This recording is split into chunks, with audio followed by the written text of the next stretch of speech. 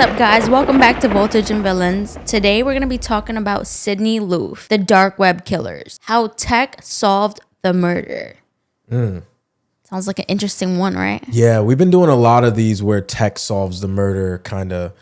Like the last episode was on the Snapchat, right? And like the phone discovered it, April Millsap's case. You've presented cases before that I didn't know of, but I at least had an idea of where it was going to go. This, I have absolutely no clue about. I've never heard of this case before. I don't even know the time where it period. Takes place, nothing. I don't know where it takes place, anything. Okay. So all of this is news to my ears completely. So based on the title, when do you estimate this case took place in? Well, it says the dark web, so I'm gonna assume 2012. Okay, that's very interesting. So when this case took place in November 2017. Sydney Loofe, a bright and friendly 24-year-old, she grew up in Nebraska. At the time of Sydney's disappearance, she was dating a woman. She was just meeting up with a woman named Aubrey, whom she met on Tinder. Turns out, we will later find out, Audrey's real name is Bailey Boswell. So we got a catfish story in here too? Not fully, but kind of. So they went on a first date together. Everything was great. And of course, if your first date goes well, you're going to be like, let's go on a second one. So they agreed to go on a second one. Sydney was last heard from on November 15th via Snapchat story saying, I'm ready for my date. That's when the next story is usually on a date, kind of nervous with the... You know that meme that people were doing? The little sweat drop. Yeah, it's just unfortunate that the date didn't end well. So the next day, on November 16th, Sydney did not show up to work. Sydney worked in, I don't remember the name right now, but it's like one of those Home Depot stores. Lowe's? Down south. No, it's not a Lowe's. It's like a down south, like middle of like the United States type of Home Depot. She worked at those and she never showed up for work.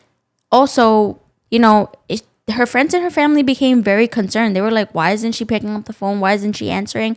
So they began calling the police and kind of like asking questions. Once the police got called, one of Sydney's friends realized she went on a second date and she had like the picture of the person whom she was going out with.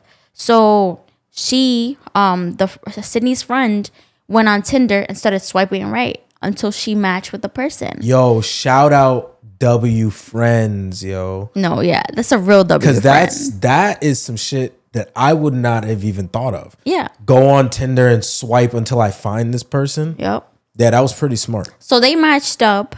Her friend, Sydney's friend, and Audrey matched up on Tinder. They matched? Yes. So that means they both kind of like swiped right. So Sydney's friend ended up getting Audrey's phone number and gave it to the police. W friend. Yep. Sydney was known to be a very dependable and responsible woman. So they knew that obviously something's really wrong if she's not showing up, not answering phone calls. So her mom reported her missing on November 16th. So after Sydney's friend gave the police the phone number, the police also started tracking down Sydney's last activity on her phone. They kind of got, the little subpoenas and all that stuff that you need to get to kind of like track people's phone. They got that and they saw a bunch of Snapchat messages, Tinder interactions, and of course, cell phone locations. They found interactions with the woman named Aubrey. They later found out, like we said earlier, that her real name was Bailey Boswell. Sydney and Bailey, Audrey, who we're not going to refer to as Bailey, the Tinder date, Sydney and Bailey messaged around 140 times leading up to their second date. Through the app? Through everything. Overall. Like they interacted 140 times. And around 6:45 p.m. on November 15th, Sydney received a message from Bailey saying she was outside. Bailey went to Sydney's house to pick her up for the date. Okay. It turns out that night, Bailey was not alone. Bailey was waiting for Sydney with her 51-year-old boyfriend, Aubrey Trail. So... What? This was this weird thing. We don't know if Sydney knew about this, but according to some of the messages, we knew that that completely caught Sydney off guard, knowing that Bailey had a 51-year-old boyfriend. So in none of the messages that they had, she never mentioned Aubrey. Nope. She never mentioned Aubrey. Never. What? Here's what's twisted about it. You see how her name on Tinder is Audrey? Yeah. It's a little too close. I feel like that's like their weird couple name, if that makes sense. So here's my question. When is it confirmed that when she went on the date that the profile was of Bailey, or was the profile actually of the boyfriend? No, the profile was of the Bailey. Girl? Bailey. With the name Audrey. Okay. That is freaky. Yeah, that's just weird to come outside and then the person that's picking you up has another person with them. Like, I would be very weirded out at that. Well, especially if unless you got lied to and it's like, oh no, this is just my cousin, we're just dropping him at the train or something like that. No, so apparently Sydney did not know that Aubrey was going to be involved in the date until later on in the date. So it wasn't like, oh, I'm picking you up and Aubrey's in the car. It was, I'm picking you up and then later on the date, you're going to meet Aubrey. But you're not going to know that you're going to meet Aubrey type of thing. But Aubrey was already in the car when she came. Aubrey was not in the car, but Aubrey was involved in the date. Okay. So the FBI soon got involved after realizing where everything was going. It was too much of like an internet trail. Like things were getting a little crazy. FBI was like, okay, great. We want to see where Sydney's last phone pings were. And Sydney's last cell phone data shows her phone about 40 miles south of Lincoln in a small town named Wilbur. So this is all in Nebraska, in a small town named Wilbur. What's funny is the last ping of Sydney's cell phone was located at the apartment of a couple named Bailey Boswell, 23-year-old, and Aubrey Trial. I had a feeling that her last whereabouts would have been in their house somehow. Yeah. I had a feeling of that. Yeah. So upon further investigating, Bailey and Aubrey had an extensive criminal history. So they didn't have any murders or anything in that sense of like violence, but they did have a criminal history in which they were targeting antique businesses. They were, going across states to steal things. They were running scams. So they were on some pretty serious stuff, some pretty crazy stuff. Investigators went to Bailey and Aubrey's house, and there no one answers the door, and they hear from the landlord that at Aubrey and Bailey's apartment, it's been smelling like bleach, like a ton of bleach for a bit. Whoa! But no one ever answers the door. So based on the fact that the landlord said the apartment smelled like bleach, they were able to get a warrant. So based on the fact that the apartment smelled like bleach, they were able to get a warrant. And that's when they went in the house. When they went in the house, the smell of bleach and cleaning supplies was very apparent. So that's what threw them off. They were like, hold on, this is weird. Also, it's funny. The house smelled like bleach, like, when you clean your house, but it was messy. It was like as if someone was just trying to run away and get away. This very quickly. This sounds like I murdered somebody in my apartment 101. It gets worse. It really does. They found very interesting items in their apartment. A dog leash, but they did not own a dog. Oh my God. They were into some freaky shit. Duct tape. Oh my gosh. Sauna suit with the crotch cut out. Oh my gosh. Zip ties. Yeah. A hatchet. A plastic drop cloth with blood. And a book on anatomy. Wait, hold on. A what with blood on it? A plastic drop cloth. Plastic drop cloth. So it's one of those things that you kind of clean with. Something that you'd scrub the wall. But yeah, I knew it. Once you said a dog leash with no dog, I said, oh, they're into some freaky shit. And based on these findings, that's when investigators started searching around the area of their home. That's when police were like, all right, let's start looking, because it's clear signs of I killed somebody and I cleaned out my apartment and I left. So they started looking, didn't find anything. Bailey and Aubrey were nowhere to be found. So police assumed that they were on the run and they began looking for them extensively. But what made it hilarious was the fact that Bailey and Aubrey began posting videos online. Apparently, the case of Sydney had gone very viral because her parents were very outspoken about the case. They were very like, we want to find my daughter, very pushy on the press. So it became news. And because it became news, and obviously Bailey and Aubrey were at the forefront because they were the last people to have seen Sydney, they began posting videos online saying, we didn't do anything. We're not part of it. We don't know where she's at. We don't know what's happening. They claimed their innocence. They claimed that the police were chasing them around like dogs. I mean, so how about you stop and talk to the police if you really didn't do anything then? Right. That doesn't make sense. Like getting chased around like a dog, it means you like when you're chasing a dog, usually the dog is playing. Yes. The dog is playing around. Yes. They like getting chased. It's a game for them. It's a game. Right. So you are running because you're either A, guilty, or B, you're running because you like this game of cat and mouse. With the not dog. So right. You're the mouse. Right. The police are the cat. Right. Because you look suspicious as hell. Stop and talk to me. Why the hell do you have a dog leash with no damn dog? Right. Also, Bailey had posted a video of, it was just her talking, and she admitted that she was with Sydney the night that she disappeared and the night before that, but she said she hadn't seen her since. Bailey said that she dropped Sydney off at her friend's house. They just smoked, didn't do anything crazy. Sydney wanted to go to her friend's house. She dropped her off. That's what Bailey claims. The first video was published in November 19th, 2017, 2 weeks after Sydney went missing. So she posted this to like her social media saying... To their social media, they had Facebook. A joint social media account? I don't know if it was whose page it was, but it was on one of them. They posted a video and just saying, hey, we smoked and I dropped her off at her house. I don't know what else. Yep. Okay. On another video, Aubrey admitted to being a thief, but he said, I'm not a murderer. So he said, yeah, I've stolen things, I've done bad things, but I'm not a murderer.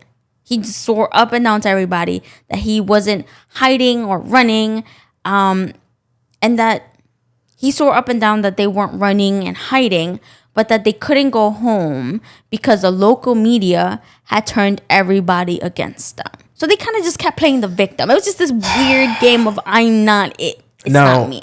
Now, I do understand that portion, right? Like, if you are innocent, there have been people in the past that have been innocent of crimes, accused of crimes, and then it's hard to go back to your normal way of life just because people refuse to let you go back to your normal way of life, because even though you haven't been convicted of the crime in court yet, you have been convicted of this crime in the court of public opinion, so we will not let you rest. Yeah.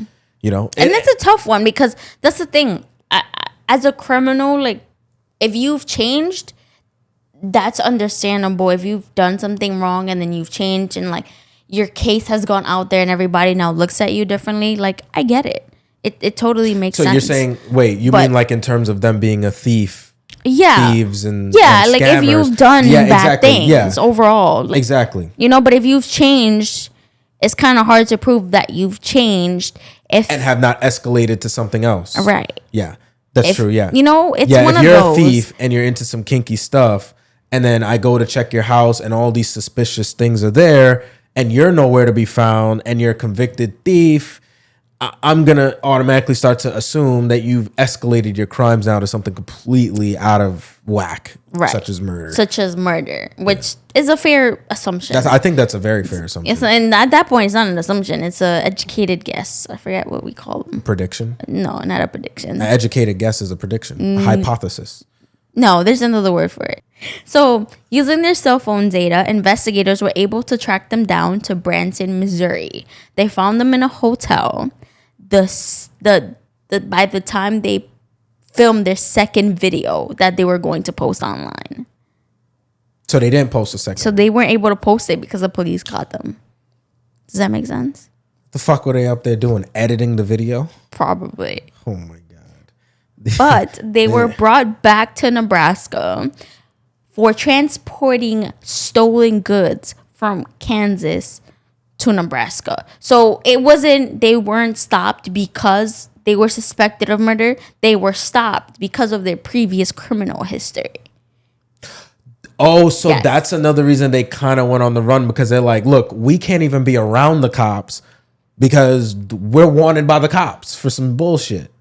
Okay, now that makes sense why they went on the run, on top of the fact that I do think that there's some murders going on. Also, around that time, police found disturbing footage of Aubrey at the Menards that Sydney worked at. Remember I said when Sydney worked at like a Home Depot type of place? Yeah. They found footage of Aubrey at the Menards. Was Sydney there when he was there? Yes. Or this is like after her disappearance? No, this is the day that she disappeared. This is earlier in the day. The day she disappeared. Yes.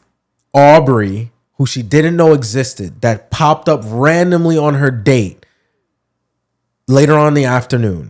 Yep. Was at the exact Menards that she worked at. Yep. Yeah, he was scoping the scene. At 10:35 a.m., Aubrey and Bailey were last seen purchasing tools and supplies believed to have been used in the dismemberment of Sydney. Whoa. After digging, they found out that they had bought plastic bags, tools, duct tape, things of that sort. To buy that at the place where the person that you plan on doing something to is working is psychotic shit at its finest. After digging through Aubrey's cell phone data, investigators also found out that Aubrey's cell phone pinged about 200 miles on many dirt roads in rural area the day of Sydney's disappearance. AKA, he was just going around random places in Nebraska around where he lived at. Like deserted places. 200 miles out is about almost a 2-hour drive. On the day of her disappearance. On December 4th, 2017, so now fast forward like a few weeks, just almost a month, police found a human arm sticking out of a garbage bag in a ditch beside an isolated dirt road. Most of the organs were gone, like the tongue, kidneys. They never found the left arm. And they knew it was Sydney based on her distinctive tattoos. She had tattoos on the arm that they found. And those were the tattoos that they found on that arm in the bag. Whoa. Oh my God. Were they selling her body parts on the dark web? We don't know. No one knows. We just know that her body parts are missing. Disgusting work. After further research, police found 13 more bags. They were all near roads where Aubrey's cell phone pinged from. So you remember I said Aubrey's cell phone pinged on random dirt roads? Yeah. Ah, disgusting work, man. After further investigation, the autopsy revealed that Sydney's cause of death was suffocation, which Aubrey claims was a sex act gone wrong. Of course. I knew they were going to freaking say that. The autopsy revealed that she fought her attacker based on bruising. So there's certain ways that they could tell based on like certain, I guess, breakage of certain vessels and certain muscles in your neck and things like that. They were able to find out that she did fight. On June 2019, Aubrey and Bailey were finally taken to court. After all of that footage, evidence, cell phone pings, so were they held in custody from the time that they got caught for and extradited back to Nebraska for the stealing of things? Yeah. Were they held? They basically were accused and then held that whole time, or were they held there for the stealing and then in 2019 they were already in jail and then they were already in jail because for stealing. They were arrested probably like in 2017, like late. Yeah, December. Like late November. Yeah. Right? Then they found the body parts in like mid-December. So around that time, they were probably still in jail. Gotcha. So after finding the body parts, after finding out that his cell phone pings were close to where Sydney's body was found, then they just held them there. Held them there because at that point, you're a major suspect. Your cell phone pinged right there. Yeah. So then they sat in jail for those 2 years, and then they finally went to court in 2019. Finally went to court in 2019. Okay. Aubrey immediately confessed that he was engaged in a consensual BDSM with Sydney, which he paid $5,000 for, or so he states. He said that he strangled Sydney with an extension cord as an erotic act, and it got out of hand, which led him to accidentally killing her. Then he panicked, quote unquote, and chopped up her body parts in order to not get caught. Yeah, that's not going to fly, buddy. You know why? Because the victim is not here to say if that's true or not. So guess what? And because her body shows signs that she was fighting. Fighting back? Yeah, no, that's different. Not no accident. Right. And not just accident. It shows that it might not necessarily be consensual as he states. Yeah. Because why would she be fighting back if she did consent to it? Yeah. No, pack that up, buddy. Right. Pack that up.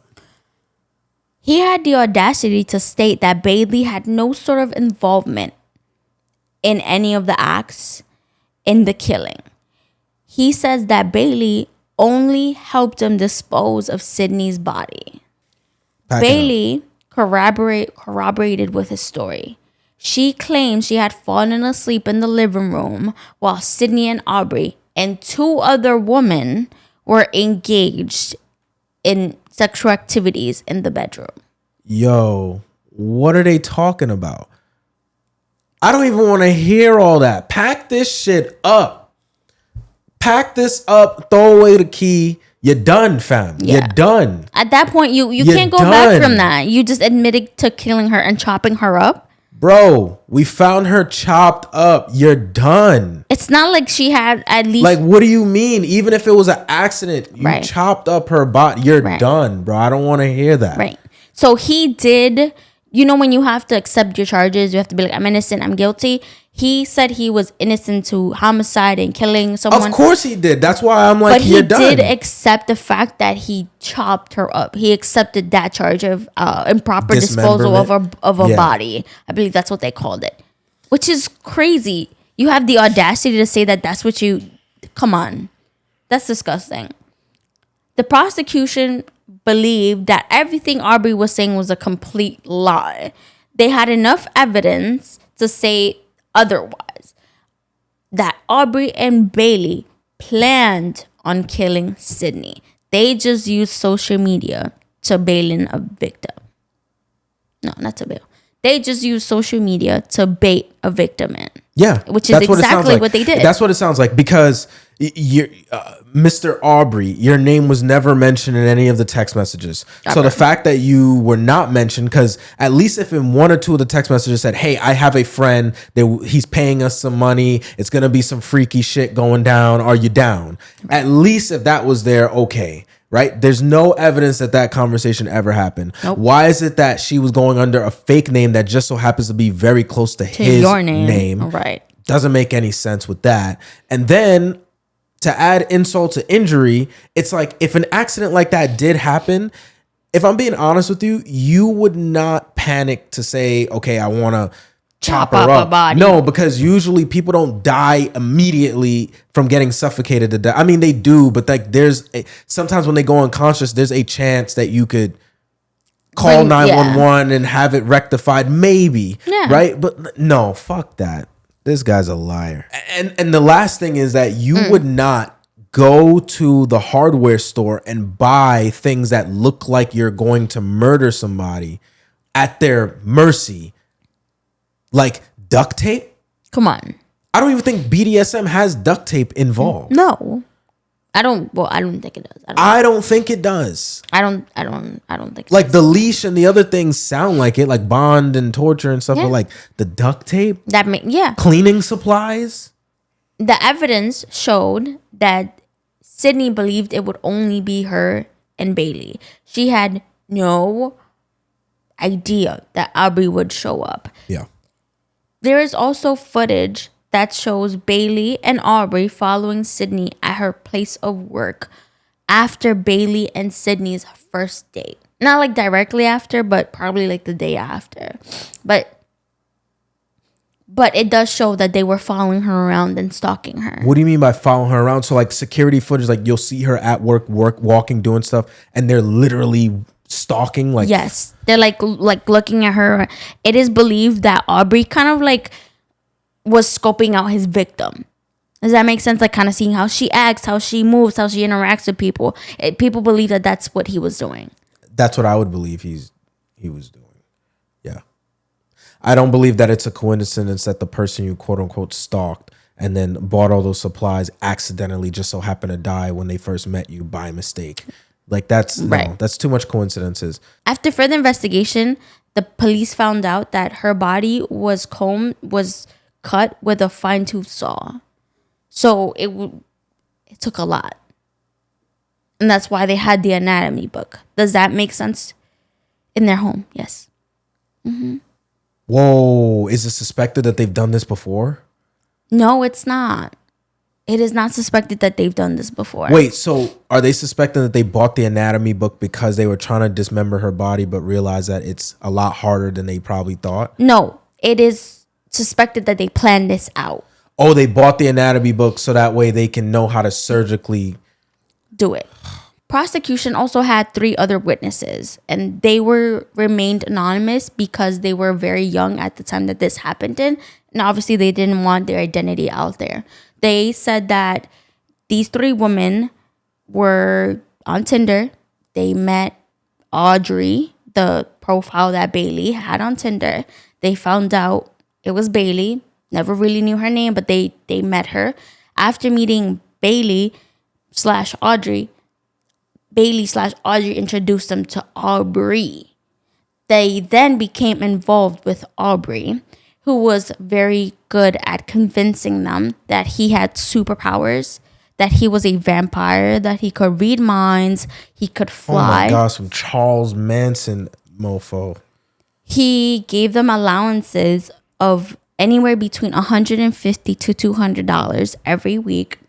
He had given them manicures, expensive clothes, cell phones, drugs, and in exchange, they were expected for sexual favors. And he's 51 years old?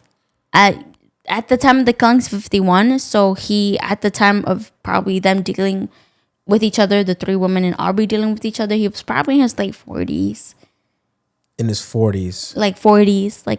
And Bailey was 23 after the murder happened? And during the murder, yeah. When the murder happened. And the witnesses were 20-something at the trial? In their early 20s. At the trial? At the time that it happened. At the time that they were going through what they were going through? They were involved with Aubrey. Oh my God. So he targeted really young women. Yeah. He wanted to become an impression on them. So they were expected to engage in group sex with Bailey. They also were expected to refer to Bailey and Aubrey as mommy and daddy. Yeah. They also were expected to help both Aubrey and Bailey on their scams and help steal property. So they were the ones who were helping them steal the goods, the antiques, run the scams. They were a large part of how Aubrey and Bailey got a lot of the money and got into a lot of the trouble that they got into. A woman testified that Aubrey also referred to them as witches who belonged to his cult. He claimed that they would get superpowers like him if they killed people. He told them that if they tortured people before killing them, that their powers would be stronger. This guy is guilty as shit, and he's also like weird. Oh no, it gets worse. How the hell does it get any worse? Oh, I will tell you right now. The woman claimed to have left the cult by November 2017, which is around the time that Sydney died. One of them said that a few weeks after killing Sydney, Aubrey called her, convinced her to travel with them to a casino. She said she got a weird vibe from him and she just left. But she also noticed that the police were following them. So around that time that Aubrey convinced one of the women to go to the casino, she noticed that the police were following Aubrey. So she just left. She she said, I don't want no parts of this. And that's how they knew to reach out to them to say, all right, how do you know this guy? And then that's when they told him. Probably, most likely. They said that Aubrey also spoke frequently about killing and dismembering someone, but they never really saw him kill anyone. So they were like, you're probably bluffing. Aubrey also threatened to kill their families if they told anyone about his group activities with them, and bragged about killing several other people. Aubrey openly boasted about rituals and manipulation. He always attempted to lure vulnerable women online. So he used internet resources and he used other women that he had around him to lure other women. Okay, which would make sense as to why the profile name was Audrey that you're going under, because it's really Aubrey. Right. But I'm using you, Audrey, who's really Bailey. Mm-hmm. And because Bailey at the time was together with him, she was down with it. Same way the three girls were down with all the other stuff that he was saying. Wow. After those three women testified, Aubrey caused a scene in the courtroom. He screamed that Bailey was innocent. He then slit his throat with an improvised blade. The trial continued without him, as it should. Wait, he died? No, he didn't die. They took him to the hospital and the trial continued. Goofy. Aubrey was convicted and sentenced to death in June 2021 for murder in the first degree. Bailey received a life sentence without the possibility of parole. Sydney Loofe's family are now advocates for online awareness when you meet people and all that stuff. Yeah. They try to help others avoid similar tragedies for good reason. Yeah. Because you met this woman, then she brings you to a guy, which sounds like some weird, horrible trafficking situation. And then people believe that Sydney was not down with what Aubrey was trying to do, so he just killed her. You see? Oh, yeah.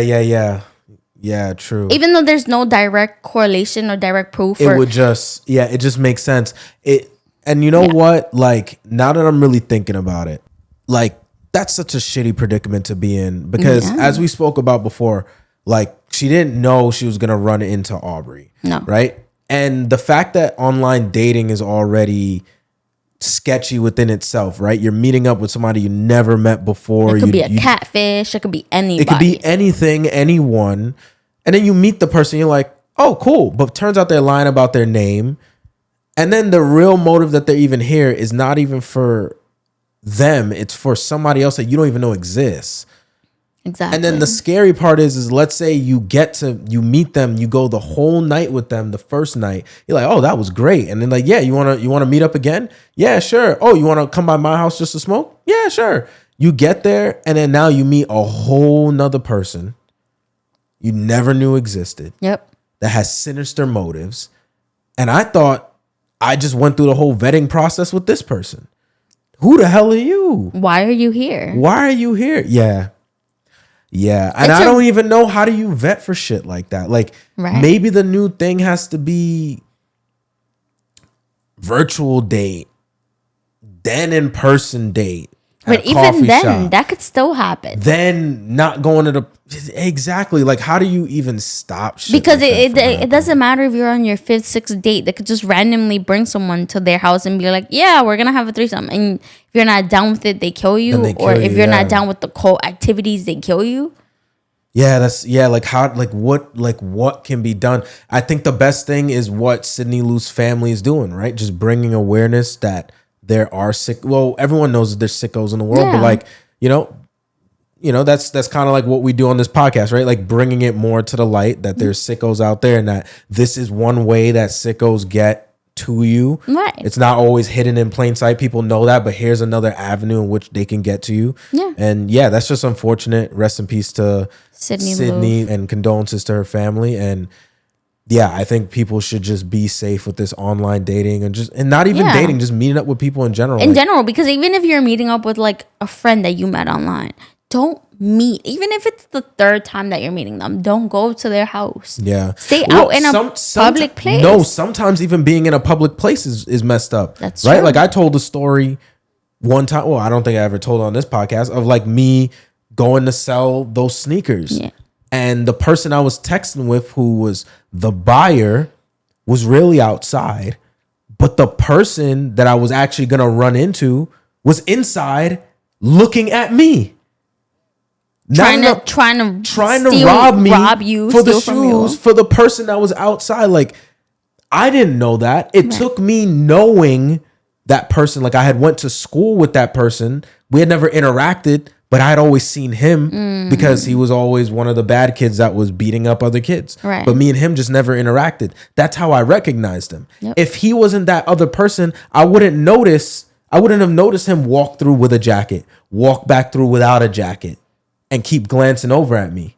Noticing then now the person that I'm texting is acting weird, and then me putting two and two together. And by the time I get outside, I notice that this dude is following me. If I didn't recognize him from school, I would have never known he was even following me. Even if you weren't aware of your surroundings, because sometimes it just comes down to also being aware of your surroundings. What if you hadn't noticed him? Sometimes people don't, because think about it. They were following Sydney at her job. At her job, exactly. At her job. Yeah. They went to her job to purchase the supplies that they were going to use. Yep. That's sick. And one of the same footage shows that he was passing a woman, and a lot of people believe that was Sydney that he was passing as he was entering the door. So Sydney was leaving and he was entering. Oh, but they can't tell who the woman is from behind? I don't think they fully know, or they never really released the details. But a lot of people suspected that is Sydney. Yeah. Because he did look back extensively, like broke his neck looking. Yeah. Yeah. So you never know, even if you weren't aware know. of your surroundings. Yeah. Even if I didn't know that guy, you're right. Anybody could just be following you the whole time. And like, you think everyone's in their own world, but it's like, by you assuming everyone's in their own world, like, it makes it, you're technically in your own world, because everybody that is in their own world is assuming everyone else is in their own world. Exactly. But if somebody's locked onto you, the only way you would know is if you were actually paying attention to see if somebody was. But at your job, you're not thinking anybody's paying attention to you like that. Yeah, but it doesn't matter nowadays. Like, and what would she even do, even if she suspected that this person might be, because in your mind you could think, that's the thing. This person is just checking me out. No, but that's the thing. Remember, it was both Bailey and Aubrey who were following her at her job. She didn't even recognize that Bailey was there. Exactly. So if she had seen Bailey with Aubrey, she would have started to have questions. And who the hell is that? And who the hell is that? But why are you even here? And why are you not saying anything? Right. Why are you just following me? Like, are you following me? Yeah, right. That is weird.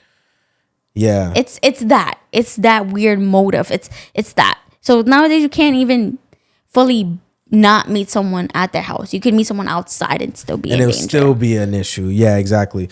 Always stay aware of your surroundings. So the best we can do is bring awareness to the fact of just vet as best as you can, and I don't know, try to not end up in a predicament where people can do that. I don't even know how, but try your best. I guess all we could do is try our best and just bring awareness that there's sickos out there that'll try to lure you in by doing these types of things. Too. But if you guys enjoyed this episode and you're watching on YouTube, like the video, subscribe. A bunch of you guys have been subscribing. Thank you for joining the family. If you're listening on Spotify, turn on automatic downloads. That way you always get the new episodes that we post often throughout the week uploaded onto your playlist, and that way you can just listen whenever you get the chance. If you guys want to hear other cases, please be sure to comment them down below, whether you're on Spotify or on YouTube. We want to talk about the cases that you guys want to hear about. Yeah, and we'll also learn about those cases for the first time too, because this is new to us. So yeah. And with that being said, be safe, do good, and take care. Bye. Bye.